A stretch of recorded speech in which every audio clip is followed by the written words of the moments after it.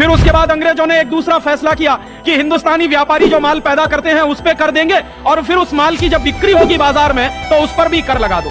तो उन्होंने माल की बिक्री पे सेल्स टैक्स लगा दिया। और उसके बाद एक तीसरा कर लगा दिया अंग्रेजों की सरकार ने कि जो माल बाजार में बिकेगा और उससे जो मुनाफा कमाएंगे हिंदुस्तानी व्यापारी, उस पर इनकम टैक्स लगा। तो पहले एक्साइज टैक्स लगाया, फिर सेल्स टैक्स लगा दिया, फिर इनकम टैक्स लगा दिया, फिर अंग्रेजों की सरकार ने 2 टैक्स और लगाए।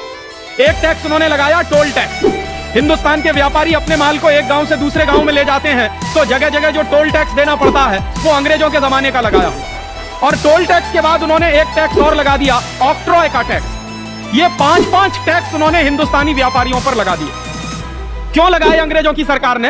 अंग्रेजों की सरकार ने ये टैक्स इसलिए लगाए कि हिंदुस्तानी व्यापारियों पर अगर ज्यादा से ज्यादा कर लगा दिया जाएगा तो हिंदुस्तानी व्यापारी बर्बाद हो जाएंगे, और अंग्रेजों का माल हिंदुस्तान में टैक्स फ्री कर दिया जाएगा तो अंग्रेजों का माल गांव गांव में बिकना शुरू हो जाएगा।